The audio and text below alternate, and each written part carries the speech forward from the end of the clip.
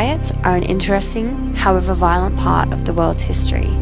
They form when society witnesses some sort of wrongdoing, generally done by people in higher positions of power. They blow up if these people are not brought to justice. Society seeks to deliver justice as they see fit, taking the law into their own hands. So, let's try to define what a riot is. The Oxford Dictionary defines a riot as a violent disturbance by a crowd. Stephen Wilkinson, the author of Riots in the Annual Review of Political Science, adds a number to his definition, saying 30 or more people disturbing the peace through a common cause constitutes a riot. The New South Wales Crimes Act of 1900 more than halves this, using 12 as their magic number to be defined as a riot. All of these definitions have a common thread. They all define riots as a disturbance of the peace. This brings us to the media item, a photo of a National Guardsman standing alert in front of graffiti. It is what the graffiti says that is important. This is for Rodney King, we love you brother. If we are to look at riots over history, majority of the time the common thread is race. And now, especially in the USA, it is more often than not a white person killing or abusing a black person. It is a sad, known fact that the African and eventually African American race were and continue to be one of the most exploited and oppressed races in the world. In March 1991, Rodney King, an African American resident of the Los Angeles area, engaged in a high-speed chase with two highway patrol officers. After eventually being forced to stop, 4 white LAPD officers attempted to arrest King. All of them stated he resisted arrest and that excessive force was needed to subdue him. This excessive force included King being tasered, beaten with batons, kicked in the head, and then eventually cuffed. The whole incident was captured by a local resident, George Holliday, and after he sent his 10-minute-long video of abuse to news stations, the LAPD officers were charged with use of excessive force on a civilian.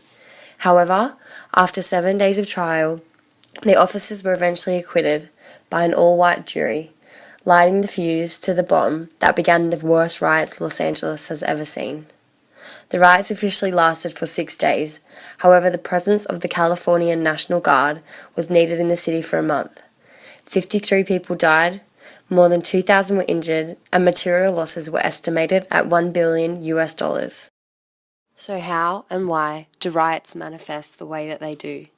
Why is it that a group of angry people all of a sudden turn on their neighbours, their cities, and looting from businesses and people they already know? And so help me God, I never seen parents teaching children to steal.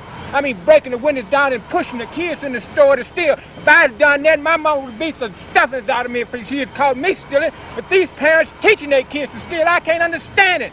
But they ever take their kids to church? Do they ever teach them to believe in Jesus? I don't believe this stuff. I just can't. In order to gain an understanding of what happens to people in riots, let's look at a quote from Bill Bufford's book, Among Thugs. Among Thugs is a novel about the sociological concepts of the mob mentality and anger of the youth. He focused on crowd hooliganism, an effect of rioting. Bufford spent 8 years attending Manchester United football matches around Europe and at times was part of the riots. So let's look at the quote. I was surprised by what I found. Moreover, because I came away with the knowledge that I had not possessed before, I was also grateful and surprised by that as well. I had not expected the violence to be so pleasurable. This is, if you like, the answer to the $100 question. Why do young males riot every Saturday? They do it for the same reason that another generation drank too much or smoked dope or took hallucinogenic drugs or behaved badly or rebelliously. Violence is their antisocial kick, their mind-altering experience, an adrenaline-induced euphoria that might be all the more powerful because it is generated by the body itself, with, I was convinced, many of the same addictive qualities that characterize synthetically produced drugs. Riots is a journal article by Stephen Wilkinson that focuses specifically on the fundamental role of the state, most importantly the army and the police. It studies the way in which these groups react, and which then helps in determining the frequency and degree of rioting. Wilkinson addresses the fact that the study of riots is normally on the push factors, what causes the riots. However, he believes that more importantly, we should focus on the response of the state. Wilkinson also feels that more attention needs to be paid to the psychological factors that encourage people to riot. In the early 1960s, large-scale US riots sparked major efforts by the government to understand contemporary patterns of violence. The majority of these 1960 riots were race riots.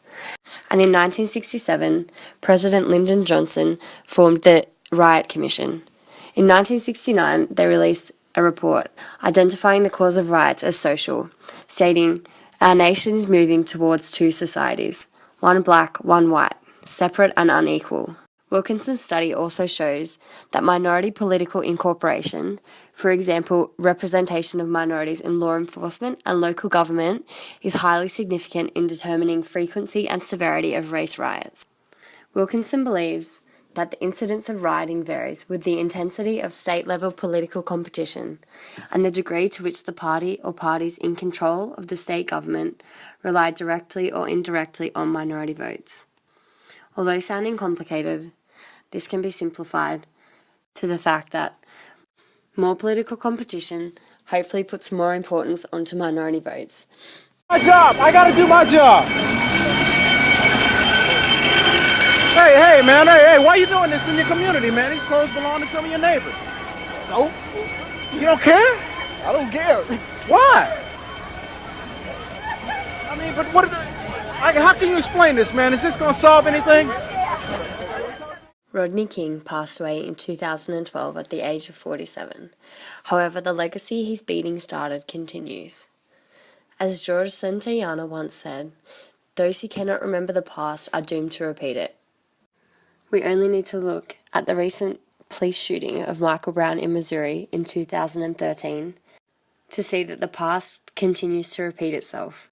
In the case of the 1992 Rodney King riots, people were angry about an unjust racist decision, and the way they reacted was ironically in an unjust racist way.